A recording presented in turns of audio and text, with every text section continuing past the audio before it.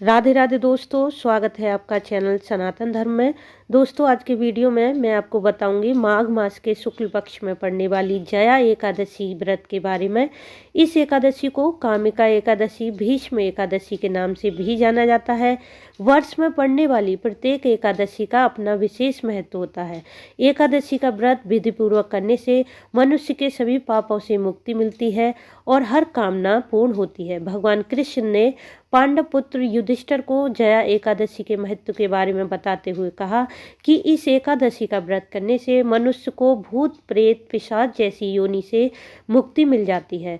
साथ ही भक्ति पूर्वक श्री हरि का माता लक्ष्मी सहित पूजन करने से धन धान्य सुख और ऐश्वर्य की प्राप्ति होती है। तो दोस्तों, इस वीडियो में मैं आपको बताऊंगी कि जया एकादशी का व्रत माघ शुक्ल पक्ष में कब रखा जाएगा, एकादशी तिथि कब शुरू है और कब समाप्त है, पारण का शुभ मुहूर्त कब है और जानेंगे इस दिन की पूजा विधि के बारे में, साथ ही सभी प्रकार की कामनाओं को पूर्ण करने वाले उपाय के बारे में। तो वीडियो को पूरा अवश्य देखें। दोस्तों, एकादशी का व्रत सभी व्रतों में श्रेष्ठ माना जाता है। धार्मिक मान्यता अनुसार जया एकादशी का व्रत राजा हरिश्चंद्र ने किया था, तो उन्होंने अपने खोए हुए राज्य यश वैभव को पुनः प्राप्त कर लिया था और उनका पुत्र भी जीवित हो गया था। एकादशी का व्रत नियम व संयम के साथ करने से मनुष्य की सभी इच्छाएं पूर्ण होती हैं। साथ ही मृत्यु के उपरांत श्री हरि का सानिध्य प्राप्त होता है। एकादशी व्रत के संपूर्ण फल की प्राप्ति के लिए साधक को दशमी तिथि से ही शुद्ध तथा सात्विक आचरण ग्रहण कर लेना चाहिए।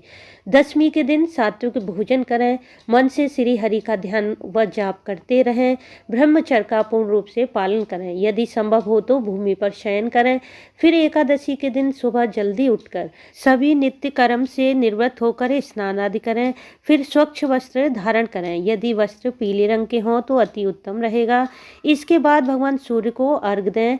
श्री हरि माता लक्ष्मी का पूजन करने के लिए एक चौकी पर भगवान विष्णु और माँ लक्ष्मी की मूर्ति स्थापित करें। यदि भगवान विष्णु का विग्रह है तो विग्रह का पंचामृत से अभिषेक करें।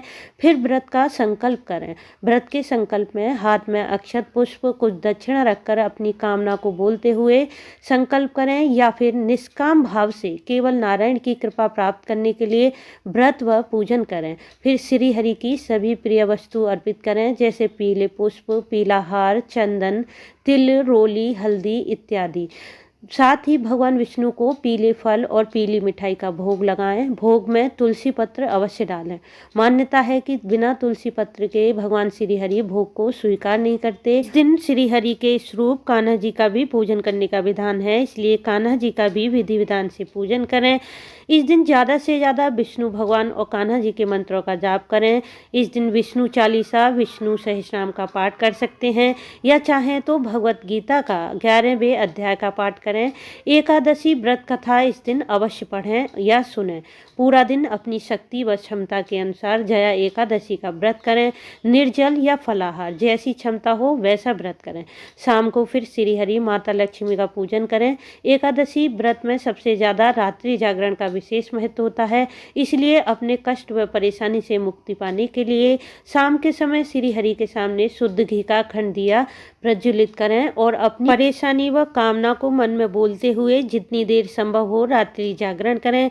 यदि पूरी रात नहीं जग सकते तो थोड़े समय के लिए रात्रि जागरण अवश्य करें। एकादशी के दिन शाम के समय तुलसी के सामने शुद्ध घी का दिया अवश्य ही प्रज्वलित करें। साथ ही श्री हरि के मंत्रों के साथ तुलसी जी की 11 परिक्रमा करें। इससे स्त्री का सुहाग अखंड रहता है और दाम्पत्य जीवन में भी खुशहाली बनी रहती है। दूसरे दिन द्वादशी तिथि में स्नान आदि करके किसी ब्राह्मण को या किसी जरूरतमंद को यथाशक्ति निस्वार्थ भाव से दान करें। दान में यदि आप भोजन की सामग्री के साथ केला, हल्दी या केसर का दान करते हैं तो इससे आपकी मन की हर कामना श्री हरि अवश्य ही पूरी करते हैं। एकादशी व्रत का पारण द्वादशी तिथि के समाप्त होने से पहले ही कर लें, क्योंकि द्वादशी तिथि के समाप्त होने के बाद एकादशी व्रत का पारण करते हैं तो हमें व्रत का पूर्ण फल प्राप्त नहीं होता।